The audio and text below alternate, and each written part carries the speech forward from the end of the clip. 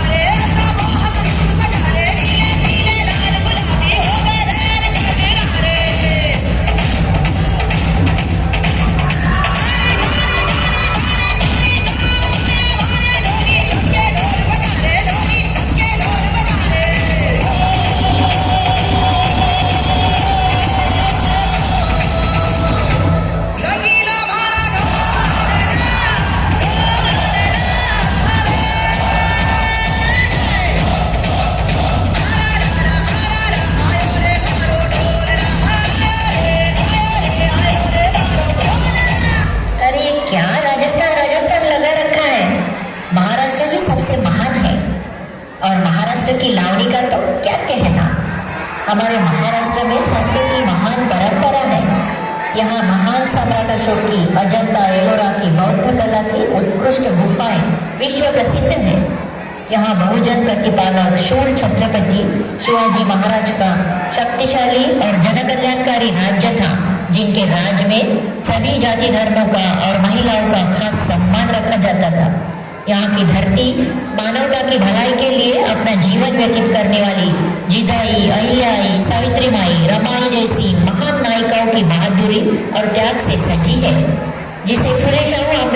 पुरोगामी महाराष्ट्र भी कहा जाता है, जो पूरे विश्व को वंदनीय है। इसीलिए हमारा महाराष्ट्र ही सबसे महान है।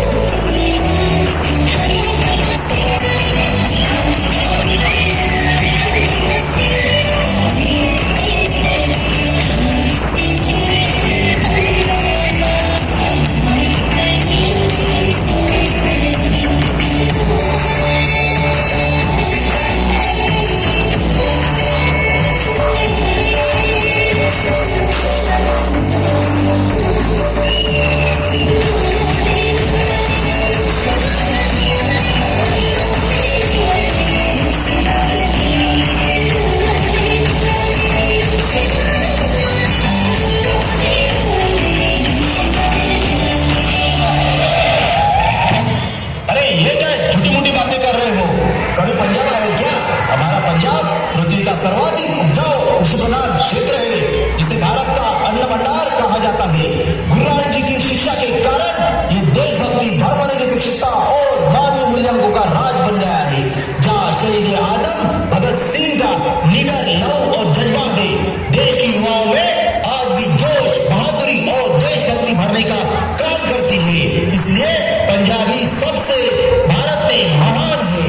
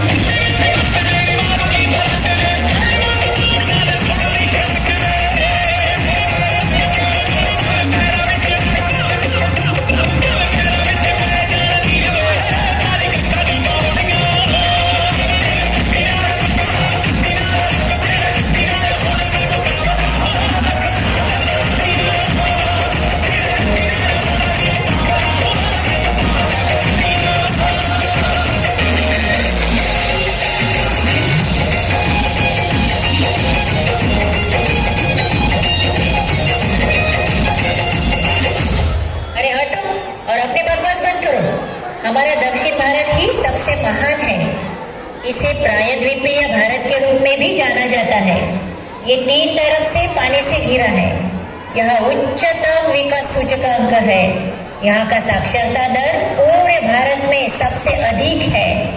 महान समाज सुधारक रामास्वामी पेरियार जी की वजह से हमारा दक्षिण भारत आर्थिक रूप में सबसे प्रगत राज्य है। ये दुनिया का एक गर्म जैव विविधता का प्रमुख केंद्र है। यहाँ का खान पान साउथ इंडियन फूड पूरे विश्व में प्रसिद्ध है। इसीलिए हमारा दक्षिण भारत ही सबसे महान है।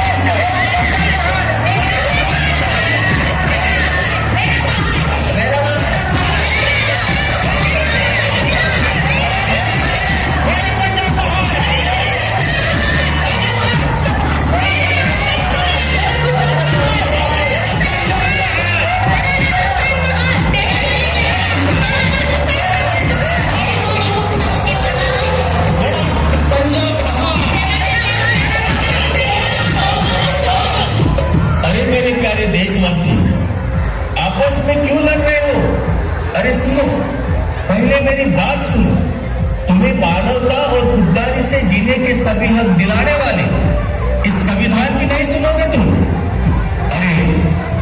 अरे मैं शक्ति का अमर गर्व हूं, मैं आजादी का विजय पर्व हूं, मैं लोकतंत्र का उद्बोधन हूं, मैं अधिकारों का संबोधन हूं, मैं बलिदानों का चंदन हूं, मैं बाबा भीमराव का मनस्पंदन हूं, मैं संविधान हूं, हाँ मैं भारत का संविधान हूं।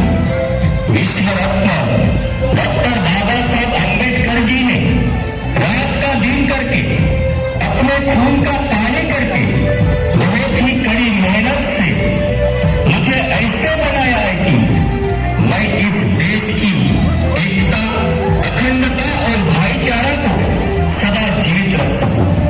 इस देश में कई धर्म है, कई जाति है, कई पंथ है, कई प्रांत है, अनेक भाषा बोलने वाले लोग यहाँ रहते हैं, सबकी अलग अलग विरासत है। इतनी विभिन्नता होने के बावजूद मैंने सबको मानवता की माला में एक साथ समझौता रखा है। 26 जनवरी 1950 से जब से मैं इस देश में आया हूं, तब से कभी जाति के नाम पर तो कभी धर्म के नाम पर इस देश को तोड़ने की कोशिश बार बार होती है। कई बार प्रांतवाद बड़े उभार पर था। पंजाब में स्वतंत्र खालिस्तान बनाने के लिए आतंकवादियों ने कई साल तक आतंक फैला रखा था। आसाम में बोडो उग्रवादियों ने अलग आसाम देश बनाने की जी जान लगाकर कोशिश की थी।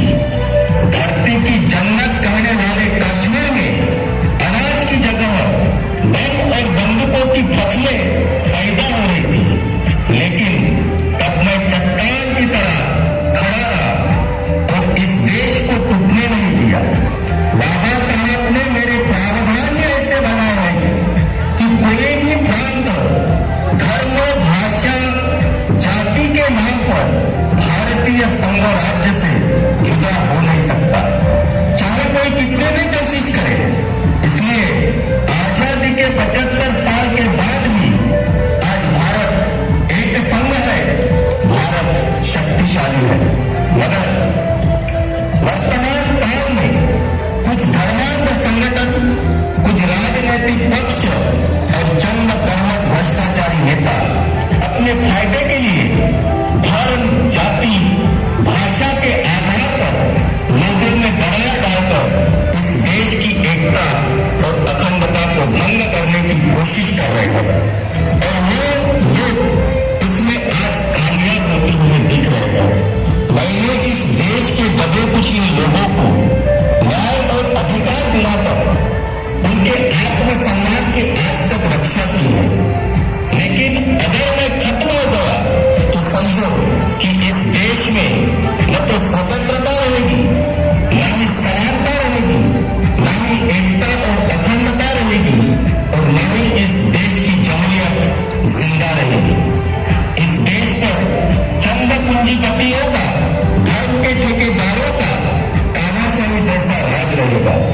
उसमें ना तो आपको अच्छी शिक्षा मिलेगी, ना ही आपको अच्छे इलाज के लिए अस्पताल होंगे, ना ही आपको खुददारी से जीने के लिए नौकरियां और रोजगार मिलेंगे और ये देश बर्बादी की गहरी खाई में गिर जाएगा। मेरी एक बात ध्यान में रखो कि इतिहास बड़ा है। जब जब इस देश पर किसी एक कड़वे धर्म की हुकूमत आई है, तब तक ये देश टुकड़ों टुकड़ों में बट गया